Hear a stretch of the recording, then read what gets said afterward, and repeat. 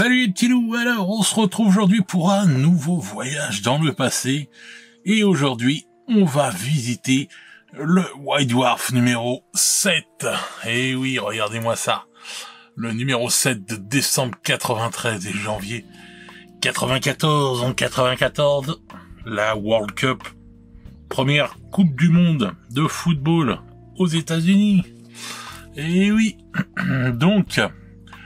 encore une fois, comme le numéro précédent, on se retrouve avec nos amis les Blood Angels en couverture. Voilà. Alors, toc toc toc. On va ouvrir notre White Dwarf. Je vais peut-être mettre un peu plus de lumière, non? Oh non, c'est bon, ça va, ça passe. Donc la couverture faite par Dave Gallagher. Ensuite, on a les news Game Workshop Citadel. On a du Heavy Metal, du Warhammer, un an déjà par Rick Priestley, les Monstres Volants, toujours par Rick Priestley, liste distributeur Game Workshops, en page 15, les Anges de la Mort par Andy Chambers et Jarvis Johnson, Heavy Metal encore, les Space Marine, on aura le Titan Warhound par Jarvis Johnson, Ultramarine, Alan Merritt, ensuite Modeling Workshops et Bâtiments, par Adrian Wilde, Dreadnought Space Marine par Andy Chambers. C'est bien un joli programme. Et ici, on a une page d'offres d'emploi. Voilà. Si vous avez envie de travailler chez Games, c'est là qu'il faut aller. Donc fallait envoyer ses CV à Daniel Gaudry. Voilà, rue Raspail à Gentilly dans le 94. Ah, si vous saviez comme je rêvais d'être vendeur Games à l'époque, mon Dieu. Bah tiens, on va regarder ce qu'il demandait. Alors, responsable de magasin, voilà. Je sais pas, on voit pas bien, hein. Si on voit. Alors, vous avez une solide connaissance de Warhammer 40 000 et de Space Marine. Vous avez de l'énergie, de la motivation pour diriger une équipe. Une expérience de 2 ans dans le poste à responsabilité en magasin est souhaitable, mais non obligatoire. Ensuite, pour les vendeurs, vous devez pareil avoir une connaissance de tout et savoir partager votre enthousiasme. Vous êtes sérieux, éloquent. Vous savez écouter, conseiller, communiquer avec les joueurs. Vos connaissances des jeux Game Workshop vous rendent à même d'organiser des démonstrations pour chacun d'entre eux. Vous peignez des figurines et donnez des conseils aux peintres débutants. Ne vous fait pas peur. Voilà. Donc, c'était bien sympa, hein.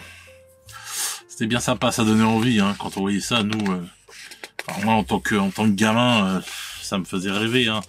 Les polos rouges, c'était quelque chose, voilà, qui me faisait vraiment rêver à l'époque. Eh bien, dans les news, on apprend que 10 rue de Hautefeuille, il y a dans l'ouverture d'un nouveau Games. Voilà, dans Paris Centre. Voilà, donc c'était cool tout ça. Ensuite, là on nous parle un peu de Warhammer avec les armes, les Skaven, les figurines des nains, du 40K, voilà, le codex Space Wolf.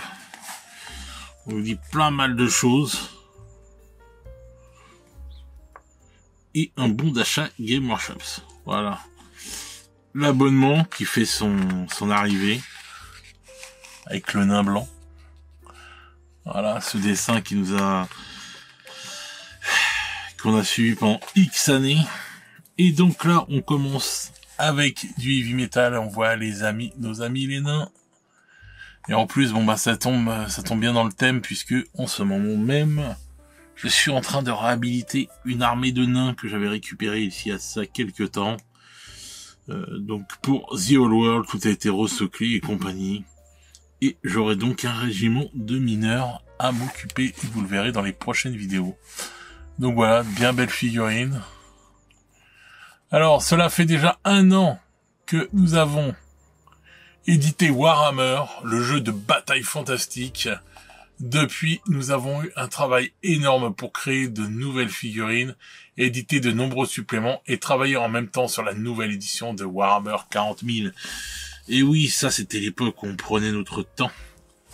Regardez-moi ça, ce beau décor là avec toutes ces figurines, c'est juste magnifique. Ça fait rêver. Voilà, vraiment. Donc ouais, donc ça faisait un an qu'ils avaient sorti Warhammer et donc ils faisaient un petit bilan. Tranquillement, de ce qu'il y avait à faire. Voilà. Là on parle des morts vivants. Donc c'est vrai que c'était une époque bah oui, où on prenait un peu plus de temps. Maintenant tout doit aller vite, mais c'est bien la preuve. Enfin, c'est bien la preuve qu'il faut comment dire, qu'il faut toujours laisser le temps de faire les choses pour que ce soit bien fait, parce que c'est vrai qu'il fallait qu'ils sortent des gammes de produits. Hein, ils sortaient pas tout d'un coup. C'est pas si simple que ça, quoi. Donc voilà, quoi. Donc là on a cet article là, quoi, sur un an déjà. Ça passe vite, hein. C'est vrai que ça faisait quelques numéros que on avait vu l'arrivée de Warhammer, et là déjà en fin d'année, bon, un an. Ensuite on a un article sur les monstres volants. Un dernier rapport de bataille. On les a vus s'affronter, les deux pépères. Donc voilà. Ah, on a de l'elfe Sylvain, là. Super classe. Moi, je trouve la figurine vraiment magnifique. Ah, le fameux Pégase. Trop beau.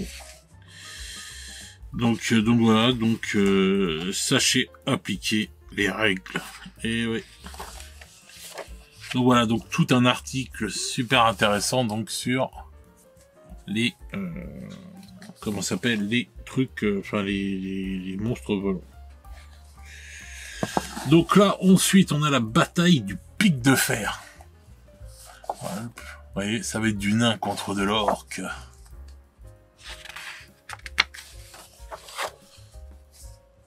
Donc là, je trouve que ça saute un peu du coq à l'âne quand même. Mais bon, c'était comme ça à l'époque, c'est vrai. Ah, bim. C'est marrant quand même que d'un seul coup, ouais, ça passe comme ça, boum, la bataille du pic de fer. Ok. Donc je pense que c'est pour illustrer, bien sûr, les aussi du coup les monstres volants, quoi. Hein. Donc voilà. Donc les parades, tout ça, enfin bref, il nous explique tout. Vous voyez, c'était super bien détaillé, hein, je trouve quand même. Il nous faisait voir, en gros, bah, je sais pas comment on pourrait dire. On va dire en gros, il t'apprenait à jouer, quoi, en fait. Je trouvais ça génial, moi, ce genre d'article-là, voilà. Et donc, avec la petite conclusion, quoi, et puis les dernières précisions, bref, c'est super intéressant. C'est vraiment, on te faisait voir comment contrer, certaines choses. Ça, c'est des articles, je trouve, qui manquent un peu, quand même, dans le White Dwarf. Bah, par exemple, dans le White Dwarf, je trouve qu'on parle pas assez, enfin, pas assez, je crois que c'est pas du tout, même c'est toujours 40K, toujours AOS, tout ça et tout. Je trouve qu'il devrait parler aussi un peu de Battle, enfin, de Necromunda, de 30K, de tous ces trucs-là. Je trouve qu'on n'en parle pas assez.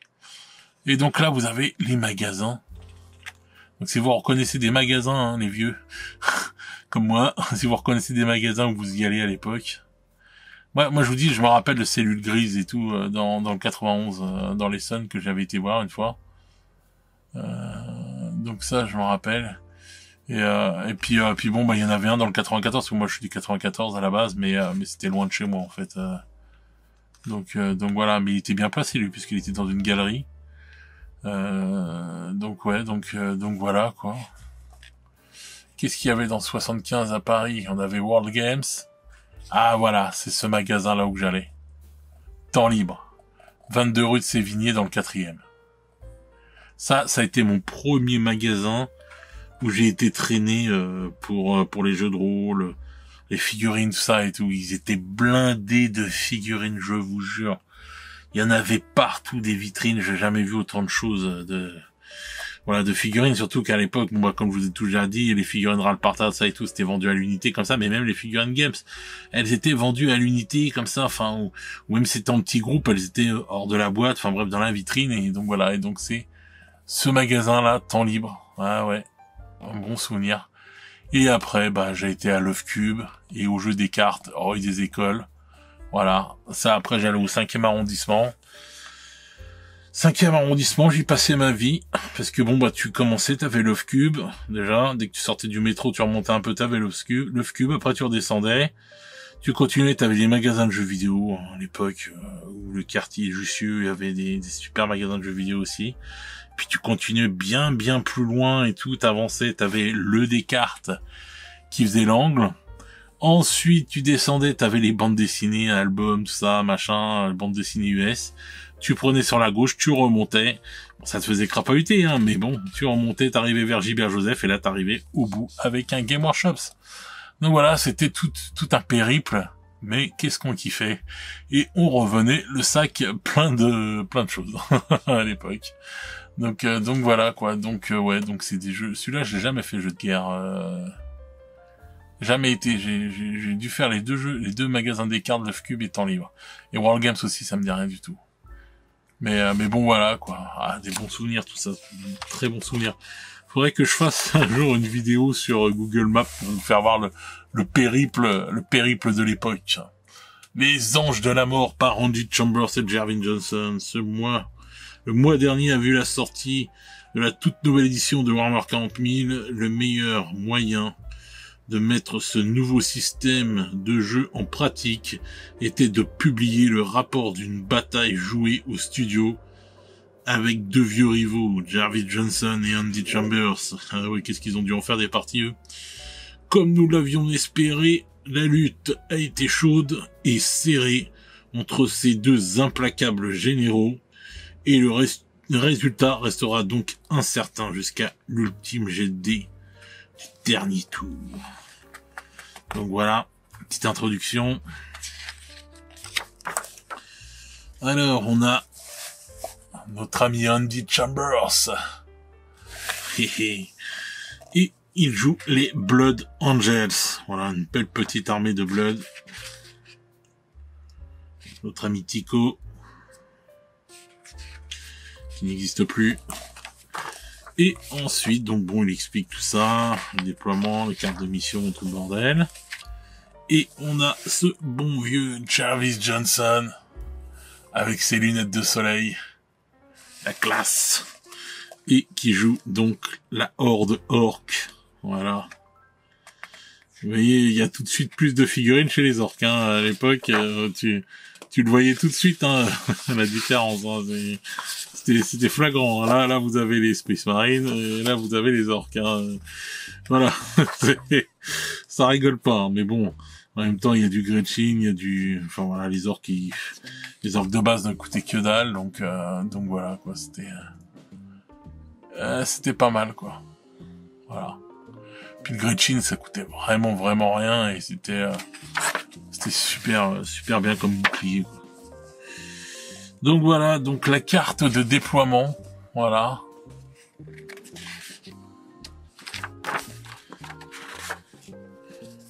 Le tour 1 des Blood Angels. Avec des belles tables, quand même, et tout, franchement.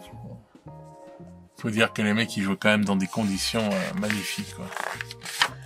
Enfin, à nous, à notre époque, ça nous faisait vraiment rêver, quoi.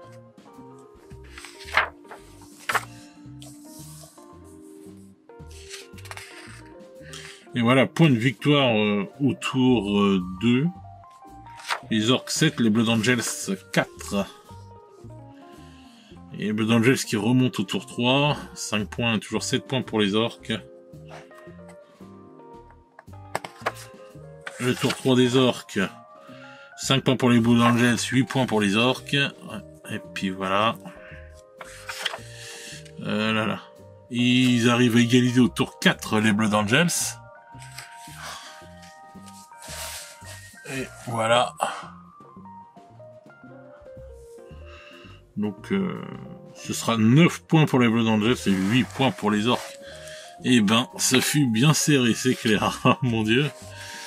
Donc ils ont réussi à gagner le dernier point pour passer devant pendant le tour des orques. Eh ben, ça, c'était vraiment un tour, voilà.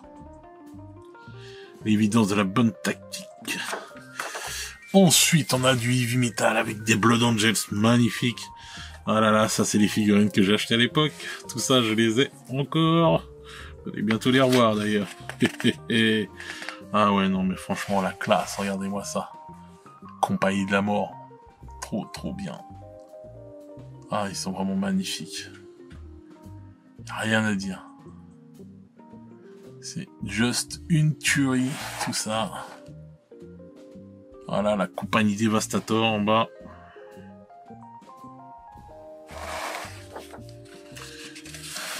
Voilà. Là, on a l'escouade tactique de Dark Angels. Et là, on a mon bon vieux Predator. Je trouvais qu'il avait trop de la gueule, celui-là, à l'époque. Je l'ai toujours, d'ailleurs, faut que je le remette en état. Ah ouais, il est trop, trop classe. Le Predator de l'époque, je le trouve vraiment très, très beau. Ah, punaise. Que de souvenirs, mes amis. Que de souvenirs. Ensuite, on passe à Space Marine avec les règles pour le Titan Warhound. Ah ouais, le Titan mythique. Le Warhound. Tableau des dommages des Warhound, voilà. Et puisqu'on parlait beaucoup des Blood Angels, fallait bien que les ultramarines s'incrustent avec un article par Alan Merritt. Et puis bon, bah bien sûr, toujours des belles figurines. On a le tableau des compagnies ultramarines. Première compagnie couleur blanc, affectation vétéran Terminator. Portent des casques blancs et sont organisés comme une compagnie mixte. J'aimerais bien savoir si c'est toujours d'actualité tout ça. Faudrait que je me plonge dans le lore parce que ouais, c'est vrai que je me demande si c'est toujours d'actualité tout ça. Oui, parce que voilà, par exemple la deuxième compagnie mixte est couleur jaune. Donc chaque compagnie mixte composée des stocks tactiques d'assaut et Devastator sont des compagnies polyvalentes. Après il y a la rouge, la verte et la noire. Orange, violet, gris, bleu. Ok, donc ça doit être les couleurs des casques alors si j'ai bien compris. Ah c'est marrant tout ça et tout, c'était vraiment classe. Je sais pas si c'est toujours d'actualité tout ça. Mais je trouve ça génial.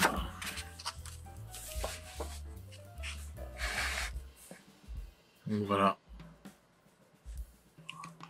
Les ultramarines.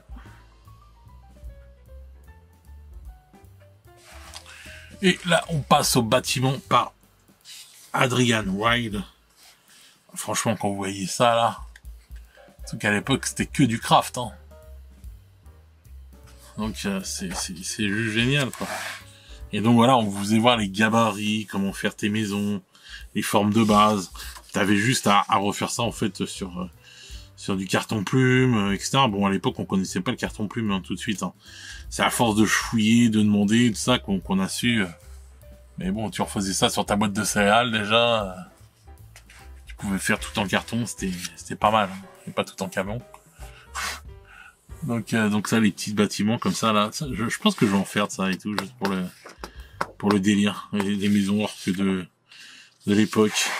Puis la fameuse maison là qu'on avait vue dans le précédent White Dwarf. De toute façon, dès que je peux là, je vous fais des vidéos de craft. Si vous allez voir, le craft c'est toujours aussi bien qu'avant. Il n'y a pas de problème et c'est même si maintenant on a l'impression 3D. Mais quand même, enfin moi je sais pas, je préfère encore le craft, je pense. Parce que l'impression 3D, c'est pas non plus... voilà. Regardez-moi cette maison-là. Vous la faites pour que dalle, hein, une maison comme ça. Ok, ça vous prend un peu de temps, mais vous pouvez la faire pour que dalle. Hein. Ça, c'est un bout de rouleau de sopalin. Ça, c'est du... Enfin, tout est que de la récup et vous pouvez faire des trucs vraiment géniaux. Hein. Et ça, une baraque aussi grosse comme ça, quand vous voyez les figurines à côté, en impression 3D, vous en avez pour des heures à imprimer. Hein. C'est vrai que c'est la machine qui travaille pour vous, mais vous pouvez avoir des ratés, vous pouvez avoir, bon, ça vous bouffe de l'électricité, c'est quand même un peu nocif, hein, faut pas se voiler la face, hein, même le PLA, hein, c'est nocif, hein. Alors que là, il y a rien de nocif, et voilà, c'est pas si long que ça, hein, sincèrement, c'est pas si long que ça. Voilà, surtout si vous faites des gabarits, au début, la première, ça va vous prendre un peu de temps, mais après, ça vous prendra plus beaucoup de temps, hein. Donc voilà, quoi, voilà. C'est sûr, ça prend un peu plus de temps que si c'est la machine qui travaille pour vous, mais bon. Moi, je reste quand même, je me dis quand même, le craft, c'est quand même pas mal. Le petit moulin, là, comme ça. Ça, par exemple, c'est tout simple à faire. Enfin, un truc comme ça, c'est vraiment pas dur. Mais par exemple, vous voyez, on peut combiner une machine à impression, par exemple, pour faire la roue. Et puis là, vous faites tout le reste en craft. Ça vous coûte que dalle à faire. C'est très rapide. Et puis bah vous avez juste fait la roue, le truc peut-être le plus chiant dans le moulin. Vous l'avez fait en impression 3D, et puis voilà, basta. Il y a des trucs comme ça que je pense qui peuvent être où on peut combiner, quoi. Mais par exemple des petites maisons comme ça et tout, bon, ça c'est vrai qu'avec une impression 3D, quand c'est pour le système Epic, ça va très vite à faire avec une imprimante résine. C'est cru en plus, c'est très très rapide, c'est vrai. J'avoue là, pour le système Epic.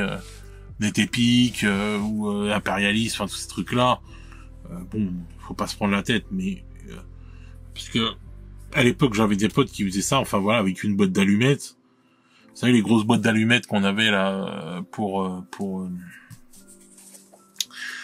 la maison, bah voilà, quoi, une grosse boîte d'allumettes, tu faisais un bâtiment, tu retournais le truc, tu faisais 2-3 bricoles dessus et tu t'avais fait un bâtiment pour le système Epic, hein, c'était vraiment vite fait, quoi, ou même des boîtes de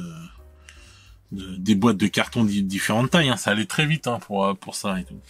Mais c'est vrai que maintenant avec une impression 3D, tu fais pour ce système-là, pour le système Epic, tu serais con de pas en profiter. Voilà. Les Dreadnought Space Marine par Andy Chambers avec le roi des Dreadnought, le Furioso des Blood Angels. Il est juste magnifique, le Furioso. Vous voyez, comme toujours, les bannières. On va juste à les photocopier. Et donc, ce qui est bien, c'est que voilà, on avait la fiche technique du Furioso qui était donnée à l'intérieur de White Dwarf. Voilà, plus qu'à la photocopier, et c'est parti. Donc voilà, et là, on arrive donc à la vente par correspondance. Voilà. Alors, qu'est-ce qu'ils nous vendent cette année? Enfin, ce mois-ci, c'est les nains. Alors, donc, on a tous les nains, là. Les mineurs et compagnie. Tueurs de trolls. On a toujours du hobgoblin, comme dans le mois dernier. Là, on a du boys orc.